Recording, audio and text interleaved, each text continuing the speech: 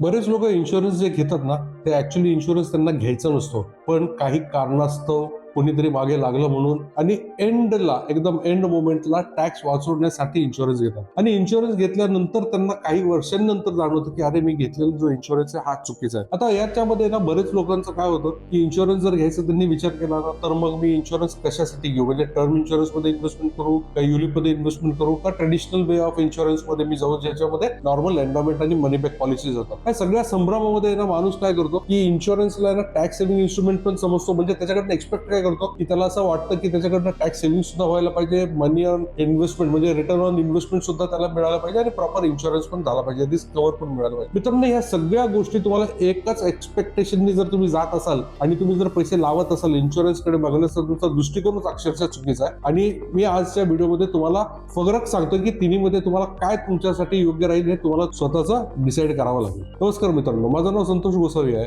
गेल्या 20 वर्षाहून अधिक मी फायनान्शियल प्लॅनिंग क्षेत्रामध्ये आहे आणि मी लोकांना फायनान्शियल प्लॅनिंग आर्थिकदृष्ट्या त्यांचे गोल्स पर्यंत कसं जाता येईल, कसं अचीव्ह करता येईल याबद्दलचं मी हँड होल्डिंग करून त्यांना गाईड करत राहतो. मित्रांनो, मी ज्यावेळेस लोकांना विचारतो तुमच्याकडे इन्शुरन्स आहे का, तर बरेच जण म्हणतात हो आहे. 10 लोकांना जर मी विचारलं तुमच्याकडे इन्शुरन्स आहे का, तर त्यापैकी 8 लोकांकडे इन्शुरन्स असतो. पण त्या 8 लोकांपैकी 6 लोकांना माहितीच नसतं तो इन्शुरन्स काय आहे, कुठल्या प्रकारचा आहे, किती पैसे मॅच्युरिटीला मिळणार आहेत का नाही मिळणार आहे, आज जर डेथ झाली तर फॅमिलीला किती मिळणार आहे. मोठा प्रश्न आहे ना. तुम्हाला जर माहिती नसेल तर हा व्हिडिओ आठवणीने एंड पर्यंत पहा, कारण हा व्हिडिओ जर तुम्ही एंड पर्यंत पाहिला तर मी तुम्हाला एक माझ्याबरोबर भेटण्याची संधी देणार आहे. तर मित्रांनो, आता आपण पाहिलं ना, तर इन्शुरन्सचे प्रकार काय काय आहेत आपण ते पाहू आणि कोणासाठी काय सुटेबल आहे या संदर्भामध्ये आपण पुढे डिस्कस करूया. सगळ्यात पहिला प्रकार जो येतो इन्शुरन्स मध्ये तो येतो टर्म इन्शुरन्स. आता टर्म इन्शुरन्स म्हणजे काय, तर टर्म इन्शुरन्स बेसिकली काय, it goes by the name itself, म्हणजे एक ठराविक कालावधी आपल्याला डिसाईड करायला लागतो आणि त्या कालावधीचा आपण तेवढ्या पिरियडमध्ये आपण तो इन्शुरन्स करतो. त्याचा अर्थ काय की समजा एखादी 40 वयाची व्यक्ती त्यांनी इन्शुरन्स केला, तो वयाच्या 60 वर्षापर्यंत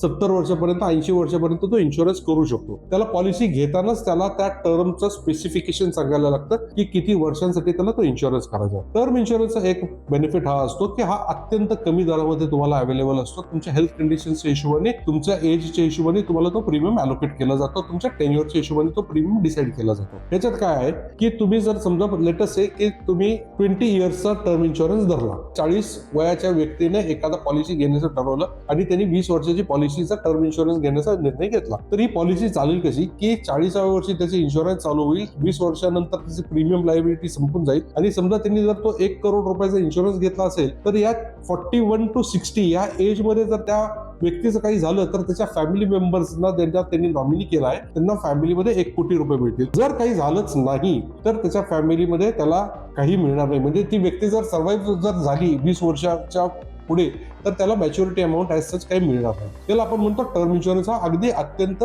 कमी दरामध्ये, कमी रुपयांमध्ये मिळतो. त्याच्यानंतरचा जो विषय येतो ना, मग लोक काय करतात की ठीक आहे, अरे मला काही झालं नाही तर मग मला काही पैसे म्हणजे मला काहीच मिळणार नाही, तर मग यापेक्षा माझ्याकडे अजून पण काही असा ऑप्शन आहे का की ज्याच्यामध्ये मला इन्व्हेस्टमेंटचं बेनिफिट पण मिळेल आणि मला टॅक्सेशनचं बेनिफिट पण मिळेल. म्हणून मग याला लोकांचा जो कल आलेला आहे तो थोडासा युलिप कडे जास्त आलेला आहे. युलिप म्हणजे काय, बेसिकली युलिपचा अर्थ काय, युनिट लिंक्ड इन्शुरन्स प्लॅन. युलिपचा अर्थ आहे unit linked insurance plan. ULIP म्हणजे काय असतं की युलिप मध्ये बेसिकली इन्शुरन्स प्लस इन्व्हेस्टमेंट हे असं एक कॉम्बो क्रिएट केलं जातं आणि त्या ठिकाणी आपण इन्व्हेस्टमेंट करतो. जसं मी तुम्हाला 40 वर्षाच्या व्यक्तीचं उदाहरण दिलं, आज आपण पूर्ण व्हिडिओमध्ये 40 वर्षाच्या त्याच व्यक्तीचं उदाहरण घेऊ, म्हणजे आपल्याला कॅल्क्युलेशन सिम्प्लिफाय करता येईल. जे मी तुम्हाला टर्म इन्शुरन्सचं कॅल्क्युलेशन सांगितलं ना 1 कोटीचं, त्या व्यक्तीचं साधारण त्याला 40,000 रुपयाच्या आसपासचा इन्स्टॉलमेंट येईल त्याचा दरवर्षीचा. 40,000 रुपयाच्या हिशोबाने तो 20 वर्षांमध्ये 8 लाख रुपये भरतो. जर त्याला काही झालं तर त्याच्या फॅमिलीला 1 कोटी रुपये मिळतील, काही नाही झालं तर 8 लाख रुपये त्याचे गेले. ते सिंपल आहे.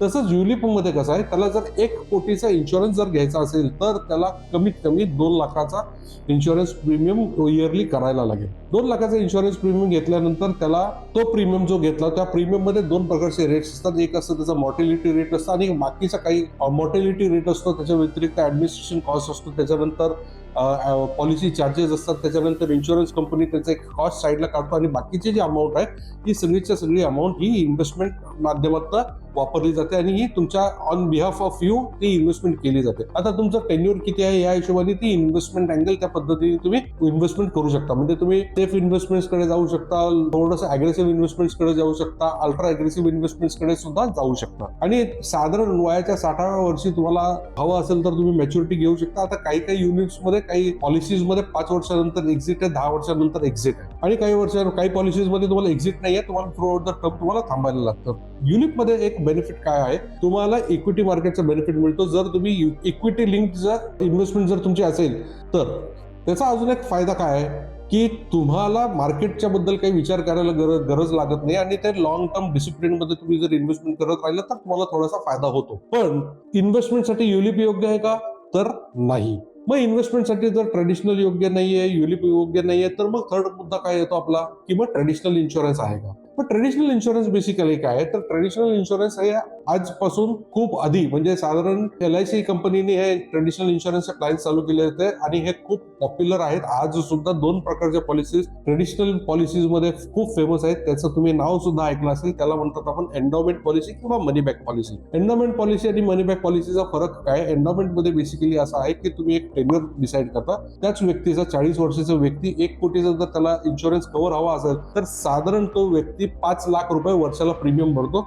20 वर्षांपर्यंत तो दरवर्षी 5 लाख रुपये प्रीमियम भरेल एव्हरी इयर आणि 20 वर्षांमध्ये तो 1 कोटी कंपनीला पूर्ण देतो. आणि जर 1 कोटी त्याचा जो सम इन्शुर्ड अमाऊंट आहे तो सम इन्शुर्ड अमाऊंट अलॉंग विथ बोनस हे सगळे पैसे त्याला मिळतात जर त्याला काही झालं नाही आणि तो सर्व्हाइव्ह झाला एंड ऑफ द टर्म. तर पण या पिरियड मध्ये काही झालं तर त्याला 1 कोटी रुपये जो सम इन्शुर्ड अमाऊंट आहे त्याच्या व्यतिरिक्त जेवढी वर्ष त्यांनी प्रीमियम भरलेला आहे त्या प्रीमियमचा तेवढी वर्ष जेवढी झालेली त्या वर्षांचा बोनस मिळतो. आतापर्यंतचा इतिहास असं हे सांगतो की इन्शुरन्स ट्रेडिशनल पॉलिसीज मध्ये जो काही तुम्हाला रिटर्न ऑन इन्व्हेस्टमेंट मिळतो हा साधारण ऑन एन ऍव्हरेज तुम्हाला मॅच्युरिटीला 4 to 5% किंवा 4 to 6% या रेंजमध्ये रिटर्न ऑन इन्व्हेस्टमेंट जातो. मग आता रिटर्न ऑन इन्व्हेस्टमेंट ज्यावेळेस जातं त्यावेळेस मला हे बघायला लागतं की हेच पैसे मी 20 वर्षांसाठी दुसरीकडे कुठे लावू शकतो का, की जिकडे मला माझे पैसे चांगले मी ग्रो करू शकतो. तर हा मुद्दा तुम्हाला खूप मोठा विचार करण्यासारखा आहे. कारण मुद्दा जर फक्त तुमचा इन्शुरन्स करण्याचाच असेल तर मग आम्ही जनरली सजेस्ट करतो की तुम्ही इन्शुरन्स कडे पाहताना तुम्ही फक्त आणि फक्त ट्रेडिशनल इन्शुरन्स किंवा युलिप कडे न पाहता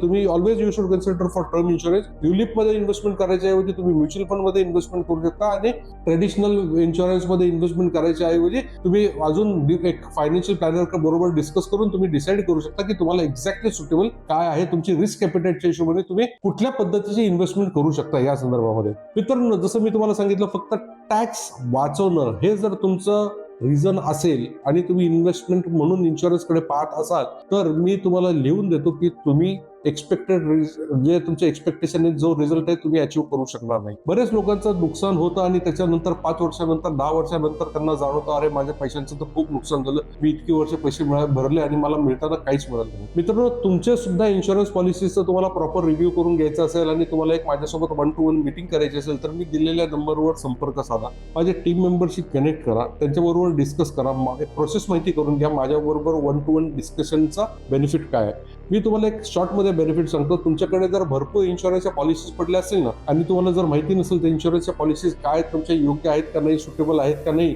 या संदर्भामध्ये सुद्धा आपण ऑडिट करू त्या मीटिंगमध्ये आणि तुमच्या एजच्या हिशोबाने, इन्कमच्या हिशोबाने तुम्हाला साजेल असं योग्य इन्शुरन्स आपण तुमच्यासाठी फ्युचरसाठी प्लॅन करू. हा व्हिडिओ एंड पर्यंत पाहिला याबद्दल धन्यवाद. व्हिडिओ पाहून कसा वाटलं ते कमेंटद्वारे कळवा आणि या व्यतिरिक्त आम्ही कुठला व्हिडिओ अजून कव्हर केला पाहिजे या संदर्भामध्ये कळवा. धन्यवाद.